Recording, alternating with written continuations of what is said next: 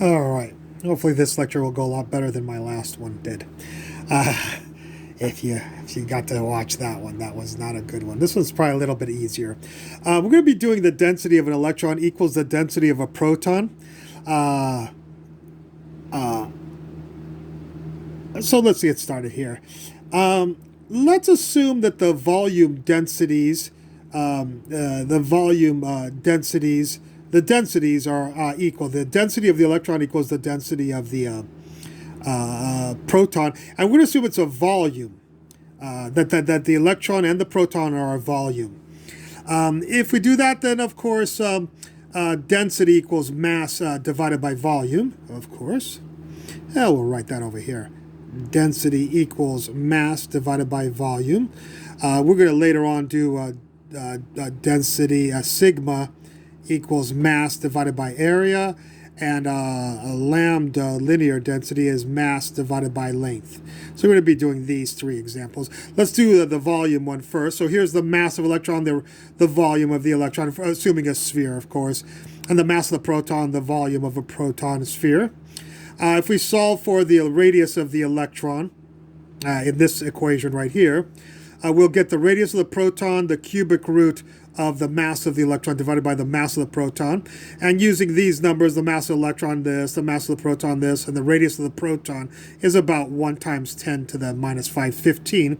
If we plug these people into this equation, we get about 8.17 times 10 to the minus 17 meters for the radius of the electron. And we know that the electron is smaller than this. We've gone down to 10 to the minus 18.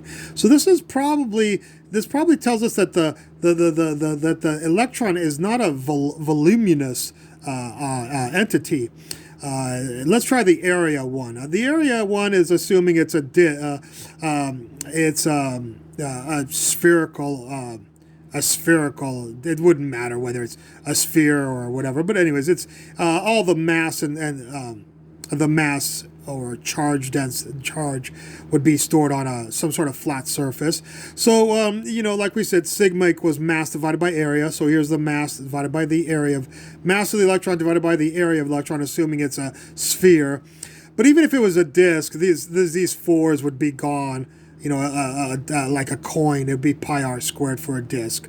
So that doesn't matter really. That's not going to be a concern of us what the structure is, as opposed to. Well, anyways, here's the mass of the proton divided by, assuming it's an area, and well, this time we'll get, instead of cubic, it'll be to the square root 2.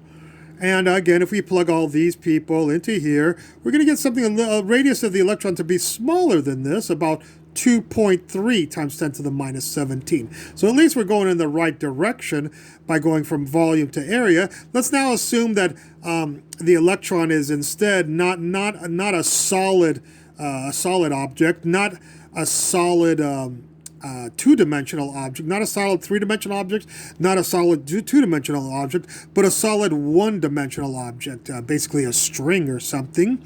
And if we do the lambda of course is mass divided by length, as opposed to mass divided by area and mass divided by volume. So mass divided by length, and assuming it's some sort of circle, so it's 2 pi r is the circumference of the circle.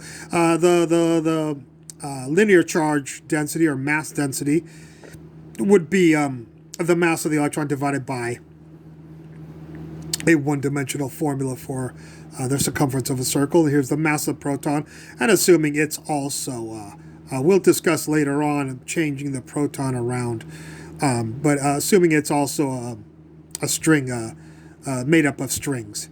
Then we get the radius of the electron now will be not 3, not the cubic root, not the square root, but the first root, or just simply the mass of the electron over the mass of the proton.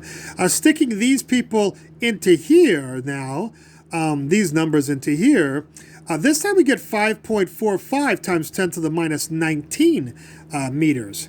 And that is probably our best candidate, which is interesting because that means that a linear charge density, mass density or charge density with one or the other, would bring about at least our resolution of the electron, which is about 10 to the minus 18, is what we can resolve. We know that it's smaller than 10 to the minus 18, and sure enough, this is less than 10 to the minus 18. It's about half, 0.5 times 10 to the, make this one smaller, make this one bigger, negative 18. So it's about 0.5 times 10 to the minus 18. So it's just an interesting thing to do, the volume density, the area density, and the linear density, that the linear density works out to be a little bit better. Okay, I hope you enjoyed this video. I look forward to any comments at the bottom. Thank you very much.